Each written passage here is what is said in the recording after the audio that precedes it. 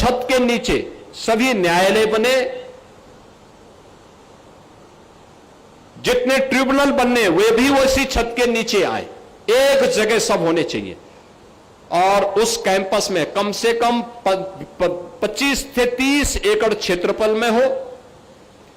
वहीं पे न्यायिक अधिकारियों के आवासीय सुविधा भी हो, स्पोर्ट्स की सुविधा भी हो, कैंटीन भी हो, अधिवक्ताओं के चैम्बर भी बने और वहां पर पार्किंग की भी पर्याप्त व्यवस्था हो। ये सभी उन सभी 10 जनपदों में कार्य प्रारंभ हो चुका है।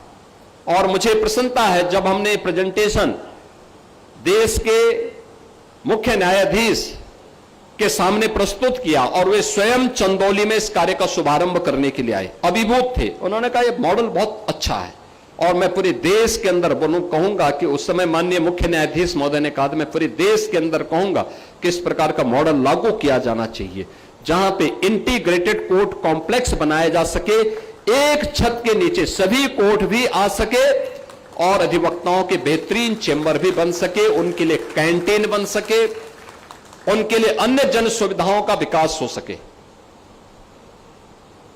टॉयलेट नहीं है, पेयजल की सुविधा नहीं है, ऑडिटोरियम नहीं है, कोई कार्यक्रम करना हो ऑडिटोरियम नहीं है, प्लेग्राउंड न्यायिक अधिकारियों के लिए नहीं है, कोई भी इस प्रकार के वो नहीं। परिणाम क्या होता है? कार्य क्षमता पर इसका असर पड़ता है और उस कार्य क्षमता को आगे बढ़ाने के लिए हम लोगों ने इन सभी कार्यों को जनपद न्यायालयों में हम लोगों ने इस कार्य को आगे यानी 10 जनपदों में इंटीग्रेटेड कोर्ट कॉम्प्लेक्स के कार्य को हमने लागू कर दिया है। जनपदीय न्यायालयों में आधुनिक सुविधाएं जैसे air condition, digital deposition writer की व्यवस्था, यह भी कार्य आगे बढ़ा दिया गया है। और साथ साथ जो मैंने पहले भी बताया कि हम लोगों ने हर रेंज में यानी मंडल स्तर पर फॉरेंसिक लैब की स्थापना भी की है। हर जिले में 2-2 मोबाइल फॉरेंसिक वैन की भी व्यवस्था की है और यूपी स्टेट फॉरेंसिक इंस्टीट्यूट की स्थापना का काम भी हम लोगों ने प्रदेश के अंदर मजबूती के साथ आगे बढ़ाया है। मुझे यह देख करके अच्छा लगा कि एडीआर अल्टरनेटिव डिस्प्यूट रिजोल्यूशन यानी जिसमें लोक अदालत, मीडिएशन, आर्बिट्रेशन के माध्यम से भी त्वरित न्याय सुनिश्चित किया जा रहा है, यह भी हम लोग आज देख रहे हैं।